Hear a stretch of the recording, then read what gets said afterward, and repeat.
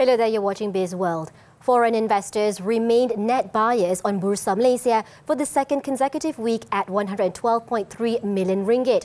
MIDF research said net foreign inflows were recorded every trading day last week except Monday. The top three sectors with highest net foreign inflows were financial services, technology and property. Foreign investors were net sellers on Monday at 26.5 million ringgit. The top three sectors with highest net foreign outflows were healthcare, consumer products and services, and utilities. At the same time, local institutions switched to being net sellers at 106.7 million ringgit after two consecutive weeks of net buying.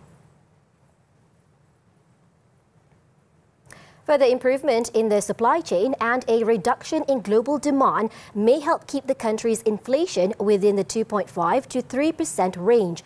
This despite expectations of a deceleration in global growth next year.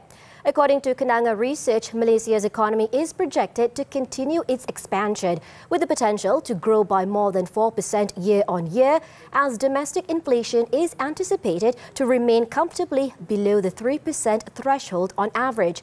In addition, there was no inclination for rate cuts on Bank Negara Malaysia's agenda, with headline inflation set to maintain 0.1 to 0.2% month-on-month growth. This would be driven by the potential resurgence of food prices amid the looming possibility of a stronger El Niño weather phenomenon expected next year. On another note, Kenanga stressed that demand for business and leisure air travel is expected to continue to recover throughout 2024.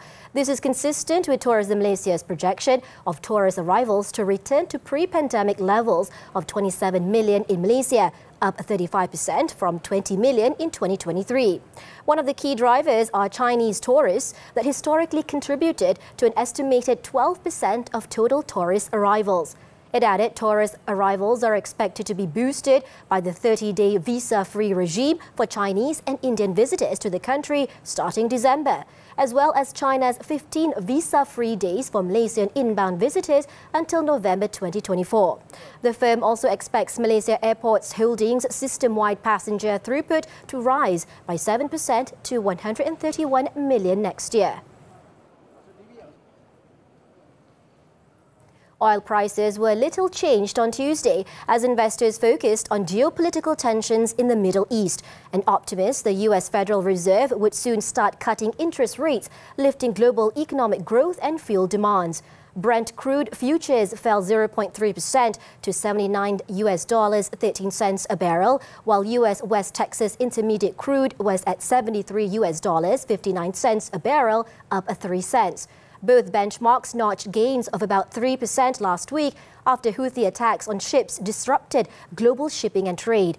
Denmark's Maersk on Sunday said it was preparing to resume shipping operations in the Red Sea and the Gulf of Aden, citing the deployment of a US-led military operation designed to ensure the safety of commerce in the area.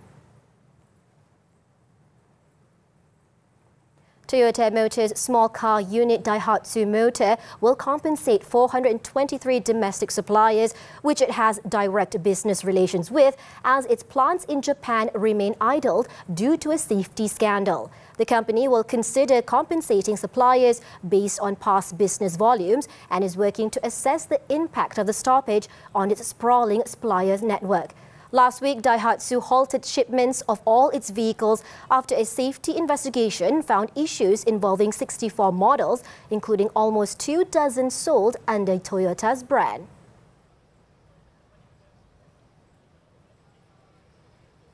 And that's all the time we have for Bizworld. I'm Nadia Azmi. Thank you for investing your time with us and stay tuned.